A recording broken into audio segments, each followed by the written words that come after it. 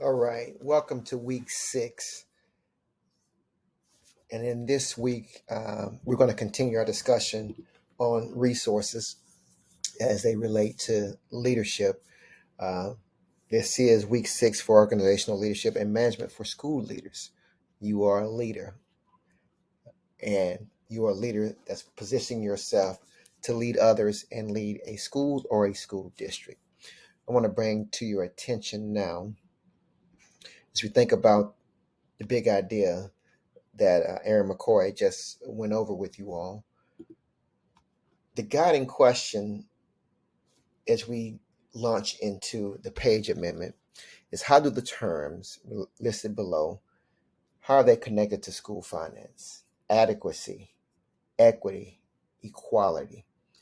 And then, how have the courts shaped finance policy? As you shift into leadership, more so central office leadership, but maybe some building level leadership, because building leaders are often called to testify at the legislation.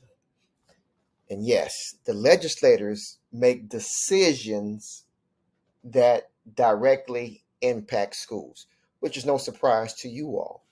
But the surprise to me is, are these legislators making decisions that's in the best interest of students?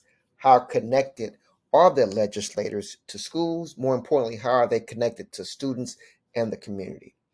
Um, I don't want to digress too much, but that's a burning question I would have.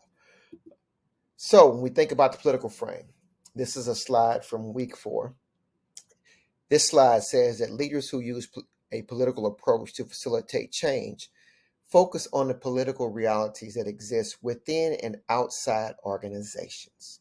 This approach emphasizes dealing with interest groups and the agendas that come with those interest groups, building power bases, coalition building, negotiating conflicts over the sources. Everybody's competing for the same amount of money, or the same pot of money, I should say, and creating compromises. In any political arena, there is going to be some negotiating, there's going to be some compromising. We see it at the national level, it happens at the state level, and it probably happens at the county and city levels as well. It's part of politics, part of the political machine. The slide concludes that political approach is appropriate when resources are scarce or diminishing, as well as when goals or values are in conflict. So I want to emphasize that last part, when goals and values are in conflict. When we think about how the Minnesota Constitution uh, was established and how it is established, it is written into law that the state's responsibility is for educating students. The language specifically says adequate and uniformed. Um, it actually says general and uniform, thorough and efficient. General and uniform, you see that language right here, and this is taken straight from the Constitution. General and uniform, thorough and efficient system of public schools throughout the state. So our Constitution has been established to be thorough and efficient, to be general and uniform. So when you think about those terms, general and uniform, um, it definitely meets the criterion. It touches every student. But does it touch every student in a manner that the student needs? Thorough and efficient. If you're trying to have an efficient system, there will be some losers as that compromise happens. And so, in this video that you're going to watch from Justice Alan Page, the Honorable Alan Page, he was a former Supreme Court Justice for the state of Minnesota.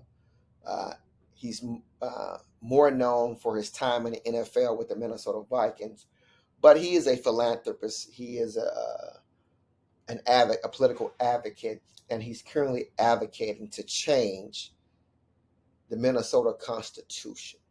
So you're going to hear from him now, and as you hear from him, there are going to be a few highlights that he's going to really address, and others are going to address around this Constitution. And they are going to what they're seeking to do is begin to shift the language from adequate and uniform. Um, and then that whole notion of thorough and efficient. Their approach is it's a civil rights issue, and every child needs to have their civil rights considered and met when they come through the public school system.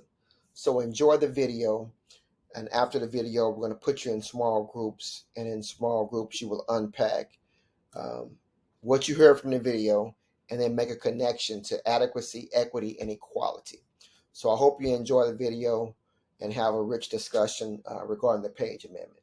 Now, this amendment has not gone into law.